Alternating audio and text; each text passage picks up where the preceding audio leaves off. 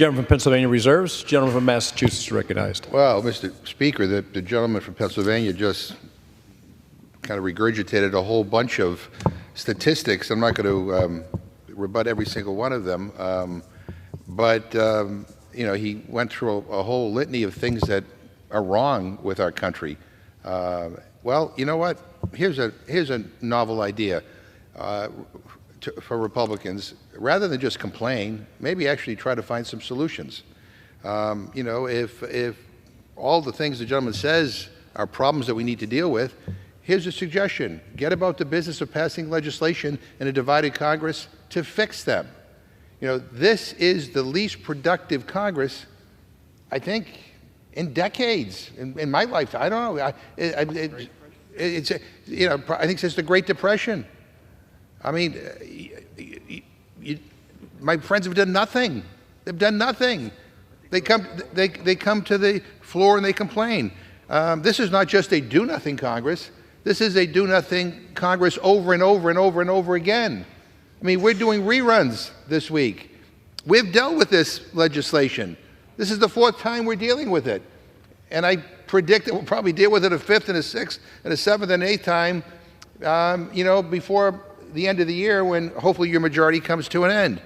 And I don't want to be lectured about jobs from somebody who supported Donald Trump, who when was president had the worst job record since the Great Depression. And I don't want to be lectured about blue-collar workers. I come from an area in Massachusetts where we actually stand proudly with our unions, something that my Republican colleagues fight against every single day in this chamber. So please. And I was just giving some friendly advice to the gentleman based on the results of last night's election, which my Republican friends were predicting a victory. But I'm saying that the reason why you did not win last night is because people think that what you're doing is not the right thing. Your ideas are unpopular, and they're sick of the incompetence and the inaction. They're sick of the complaining and no solutions. You complain about the border. Democrats and Republicans work together in the Senate to come up with a bill. Maybe it's not everything you want, but it was negotiated by some pretty conservative right-wing Republicans. And rather than bringing it to the House floor so we could have a debate and a vote, the Republican speaker and the leadership says, no, it's not allowed to be considered on the House floor. And again, the gentleman talks about national security. I mean, I just, none of us can understand the game that Republicans are playing with Ukraine. I mean, how can you do this to the Ukrainian people? I mean, playing into the hands of Vladimir Putin. I mean, are Republicans cheering a Putin victory against Ukraine? If so, that's sick. I mean, the Senate passed this overwhelmingly in a bipartisan manner, and the Speaker said it's dead on arrival. We can't even consider it here.